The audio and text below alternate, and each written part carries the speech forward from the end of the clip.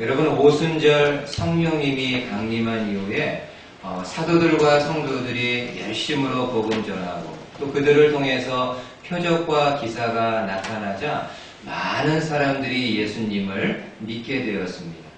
이처럼 초대교회가 영적으로나 수적으로 부흥하고 성장할 때 가장 두려워, 가장 위협을 느낀 존재는 누구일까요? 가장 위협을 느낀 사람들은 종교 지도자들, 그리고 그들 이면에 있는 사탄입니다. 여러분, 사탄은 하나님의 나라가 이 땅에 임하고 그 나라가 확장되는 것을 가장 싫어하고 가장 두려워하고 대적하는 그런 존재입니다. 그래서 사탄은 예수님이 이 땅에 오실 때도요, 그 당시 헤롯 왕의 마음을 조종해서 아기 예수님을 죽이려고 했습니다. 그리고 예수님이 공생에 시작하기 전에 40일 동안 광야에서 금식하며 기도할 때 그때에도 찾아와서 이런저런 시험을 통해 예수님이 구원 사역을 하지 못하도록 여러 가지 방해를 하게 됩니다. 예수님 이후에는 어떻습니까? 오순절에 성령 충만을 받은 사도들과 성도들이 담대히 복음을 전하게 되자 그 복음이 더 이상 전파되지 못하도록 이런저런 회방을 하게 됩니다. 지난번에 우리가 보았던 것처럼 사단은 종교 지도자들의 마음을 조종해서 사도들을 위협합니다. 더 이상 예수의 이름으로 전하지 마라. 더 이상 예수의 이름으로 누구에게든지 어느 누구에게든지 아무런 말도 하지 말라고 굉장히 위협적으로 이야기합니다. 근데 사도들은 어떻습니까? 오히려 그들의 마음이 하나가 되어서요, 더 담대히 그리스도의 복음을 전했다라고 말씀합니다.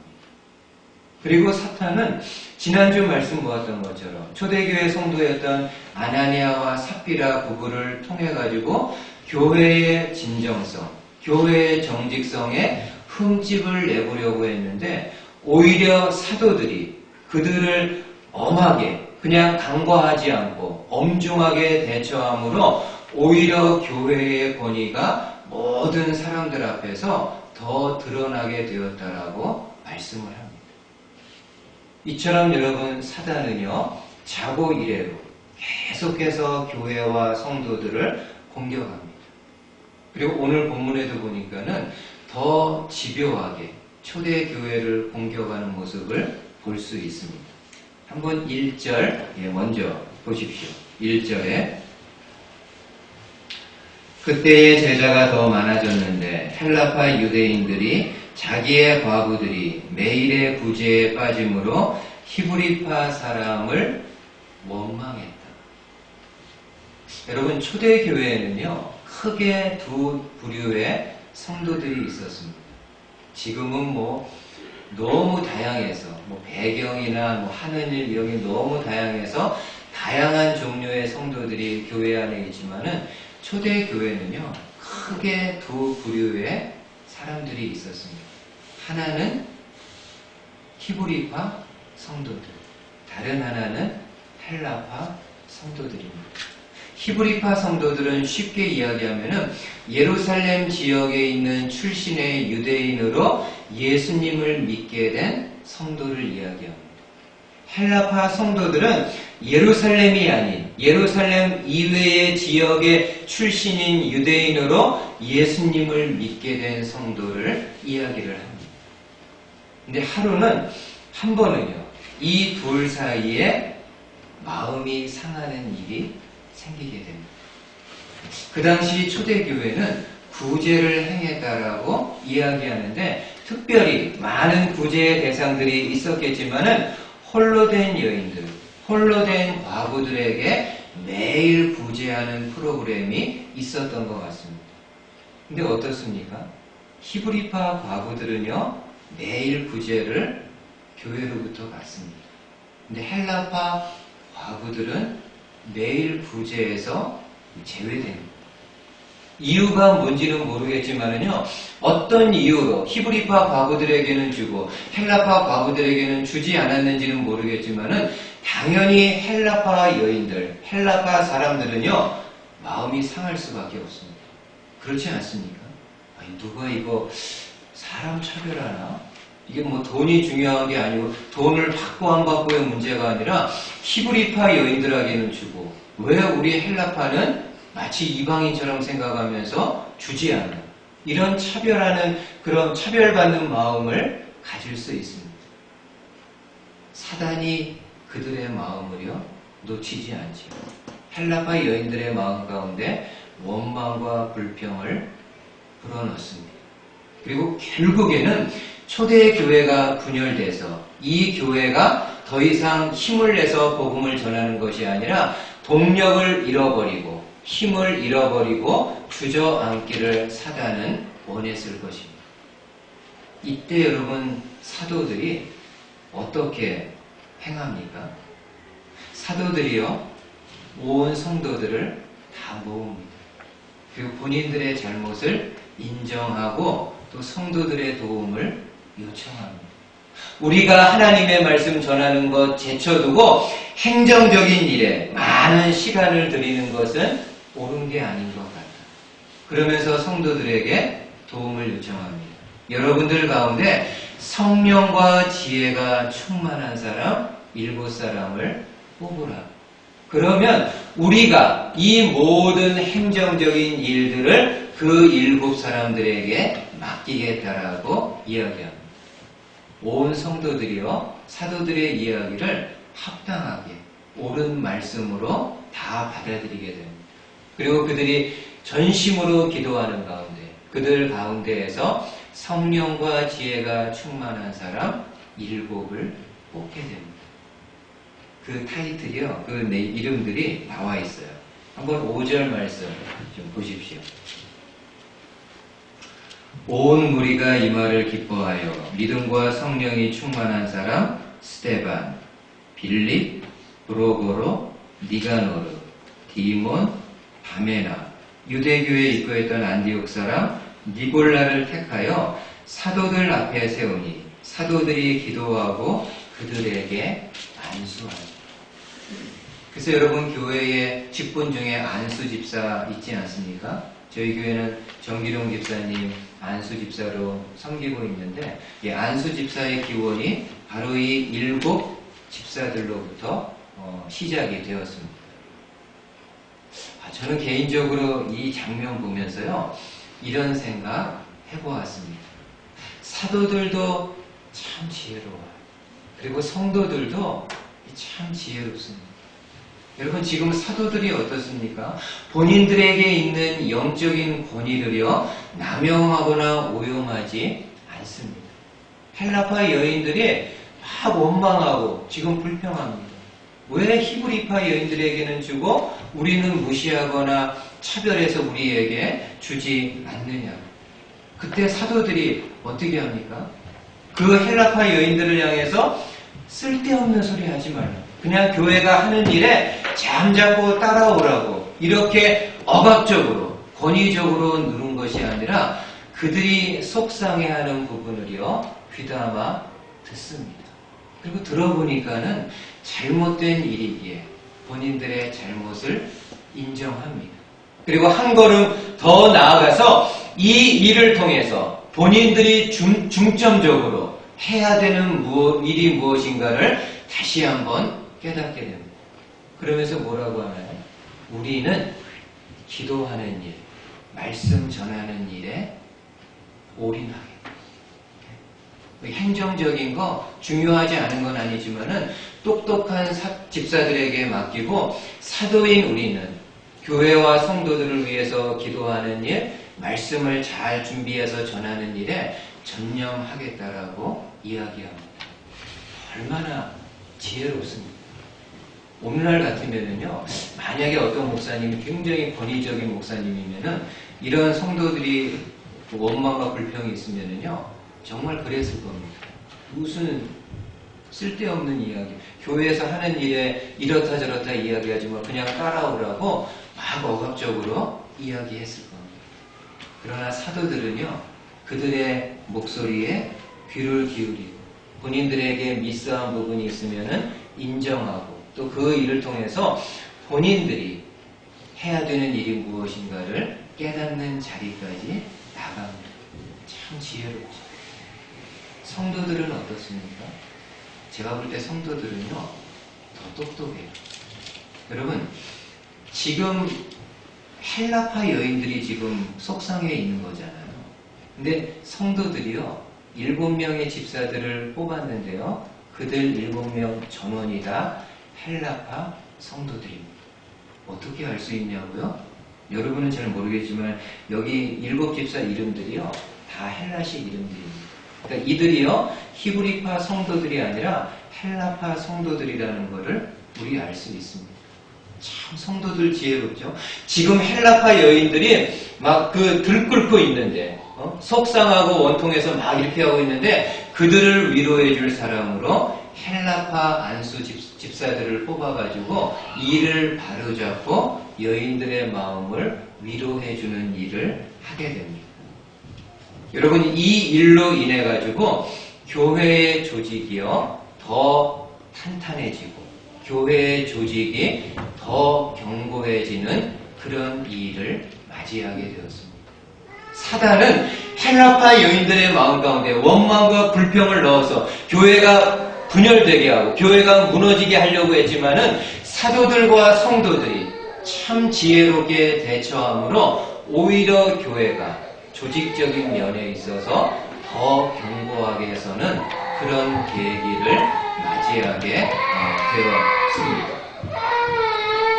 저는 이 말씀 보면서 우는 건가요? 우는 소리인가요?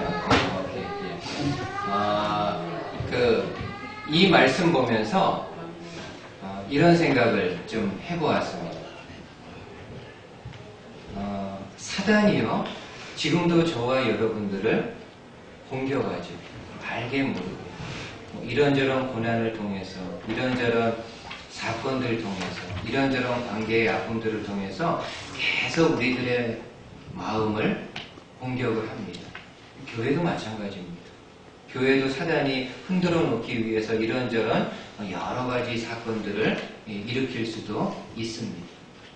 근데 성도 여러분, 우리에게 오는 이러한 어려움들, 교회 가운데 찾아오는 이런 어려움들은요, 성도들이 그리고 교회가 합심해서 마음을 모아가지고요, 지혜롭게 기도하면서 그 과정을 잘 통과하게 되면은 그 일들을 통해서요, 우리의 믿음이 한 단계 업그레이드 될 수 있습니다. 주님의 몸된 교회가요, 한 단계 더 나아갈 수가 있습니다.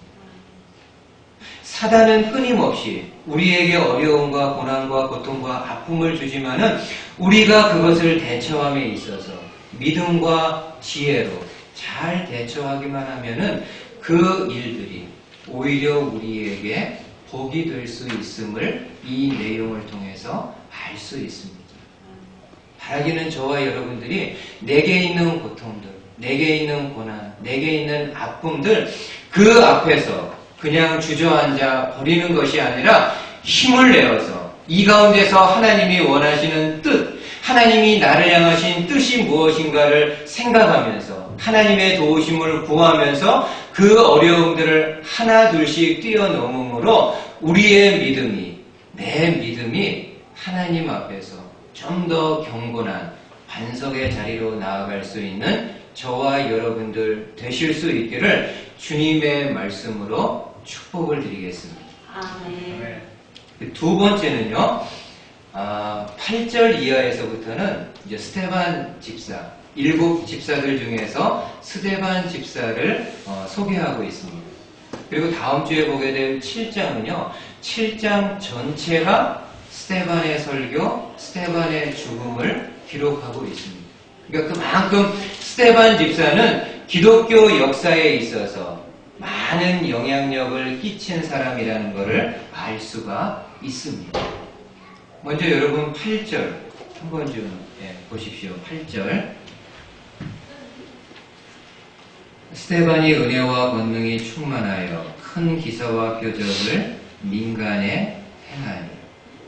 스데반이 은혜와 권능이 충만하여 큰 기사와 표적을 민간에 행하니.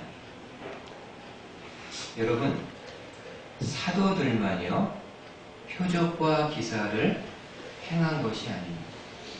오늘 말씀해 보니까는 스데반 집사도요 표적과 기사를 행했다라. 근데 어떤 표적과 기사인가요? 큰 기사와 표적을 행했다라. 여러분, 성령님은 사도들을 통해서만 일하시지 않습니다. 성령님은 뭐 성직자들, 목회자들 이런 사람들만 통해서 일하지 않습니다. 모든 성도들을 통해서 성령님 일하십니다. 근데 그 성도가 어떤 성도여야 되나요?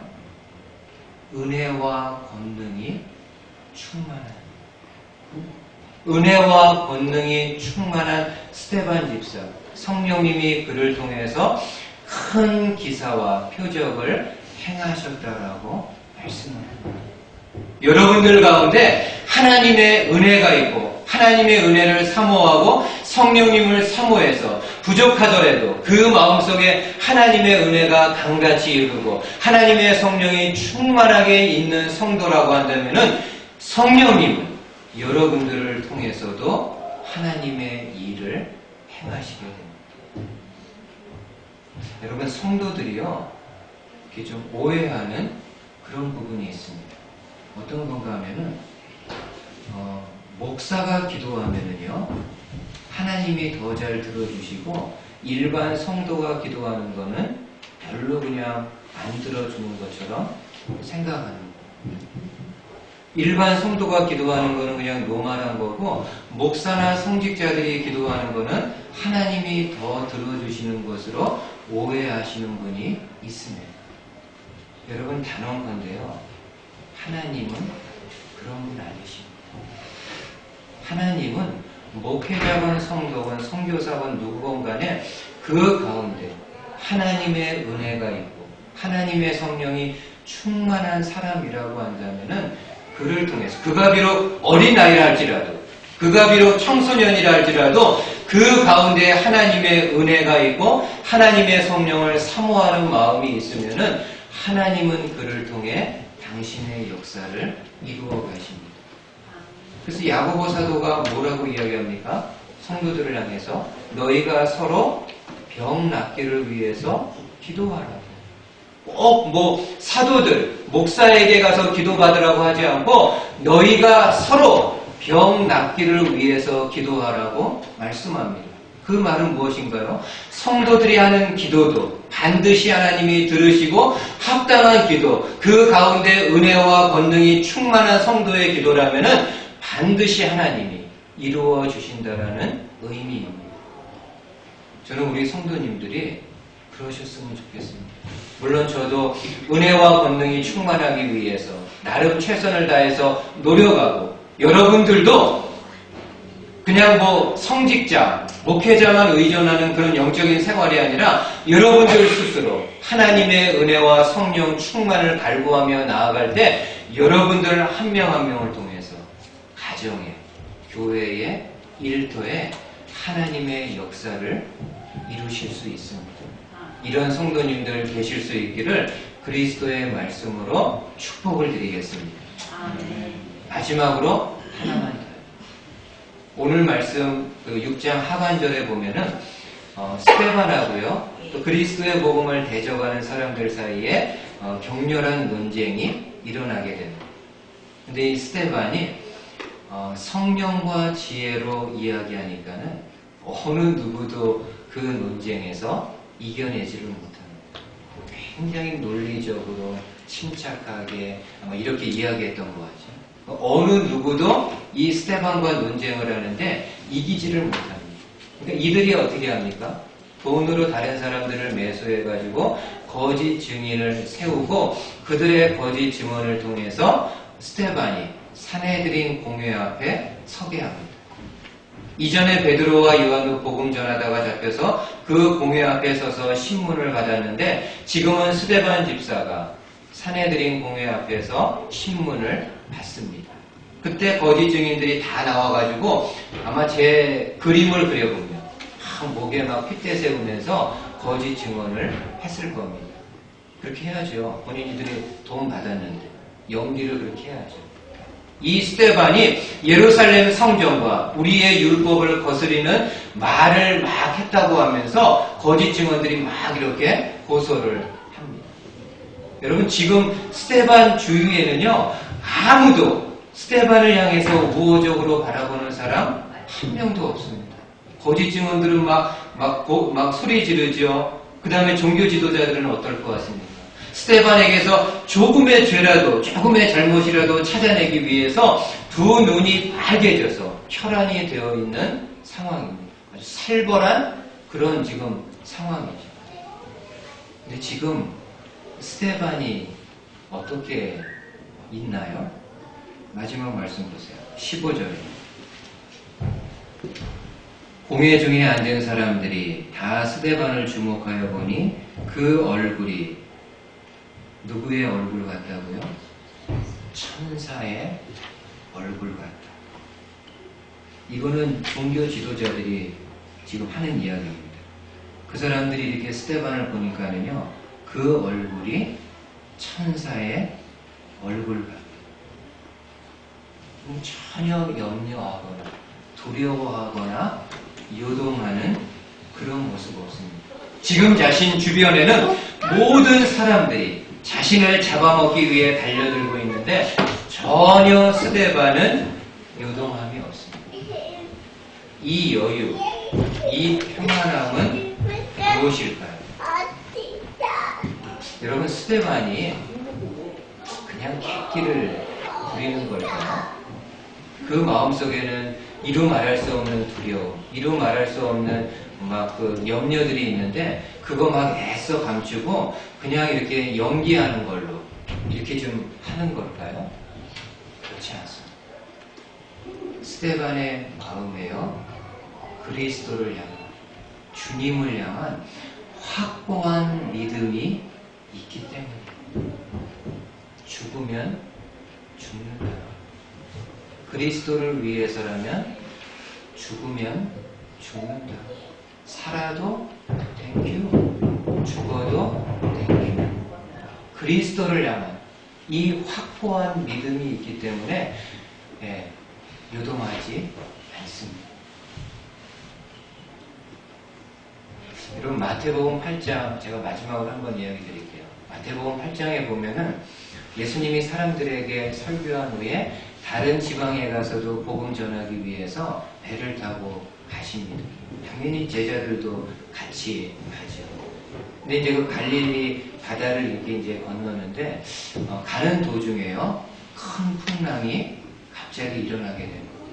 아마 큰 풍랑이었는지 큰 풍랑이어서 이 예수님과 제자들이 탄 배를 집어삼킬 그럴 아주 상황이었던 것 같습니다. 근데 여러분 생각해 보세요. 당시 예수님의 제자들은 본래 어떤 사람들입니까? 대부분이 어부들이죠. 이 특별히 갈릴리 호수에서 오랫동안 잔뼈가 굵은 베테랑들입니다. 갈릴리 호수에서 고기 잡으면서 이런 풍랑들 수시로 겪었기 때문에 이런 풍랑이 일어나면 어떻게 대처해야 되고 어떻게 해야 되는지 노하우들을 다 가지고 있는 그런 사람들입니다. 근데 아마 좀 너무 큰 풍랑이었는지요, 이들이 막 본인들이 가지고 있는 노하우, 기술, 힘쓰고 애쓰고 했는데도 이게 잘 진정이 되지 않았던 것 같습니다. 그러자 그들 마음 가운데요, 두려움이 엄습합니다. 이러다가 우리 죽는 거 아닌가? 이렇게 했는데도 안 되면은 이러다가 우리 죽는 거 아닌가? 제자들의 마음 가운데 이런 두려움이 엄습하면서 막 어찌할 바를 몰라합니다. 그런데 배 다른 한편에서는 어떻습니까? 예수님이 주무시고 계셨다. 지금 배 다른 편에서는 제자들이 사냐 죽냐 아우성 치면서 지금 막 이리 뛰고 저리 뛰고 하는데 다른 한편에서 예수님은 주무시고 계십니다. 예수님이 너무 피곤해서 죽은 듯이 주무시는 걸까요? 아니요. 저는 그 말씀 묵상할 때마다 이런 생각이 듭니다. 예수님이 보여주시는 거죠. 어떤 거를요? 마음에 믿음이 있는 사람, 하나님을 향한, 주를 향한 확고한 믿음이 있는 사람은 요동하지 않고 잘 수도 있다. 세상 풍랑이, 세상 고난과 고통이 막 큰 물결처럼 막 다가온다 할지라도 그리스도를, 하나님을 향한 믿음이 있는 사람은 잘 수 있다. 그리고 자고 있다. 내가. 실제로 여러분 이 말씀 들어보세요. 마태복음 8장에서 예수님이 제자들에게 이렇게 말합니다. 예수께서 이르시되 어찌하여 무서워하느냐? 그 다음에요. 믿음이 적은 자들아 하시고 곧 일어나사 바람과 바다를 꾸짖으시니 아주 잔잔하게 되거늘. 예수님이 제자들에게 뭐라고 이야기합니까? 믿음이 적은 자들아. 지금 너희들이 나와 있지 않는가? 만왕의 왕, 만주의 주, 자연계도 관할하고 통솔하는 나와 함께 있지 않느냐? 그러면 왜 요동하느냐? 오늘 저와 여러분들에게도 좀 이런 믿음을 함께 좀 가졌으면 좋겠습니다. 이 믿음 갖는 거는 참 쉽지 않죠. 머리로는 생각되고 입으로는 고백할 수 있지만은 이 마음으로 믿는 거는 또 다른 별개의 문제입니다.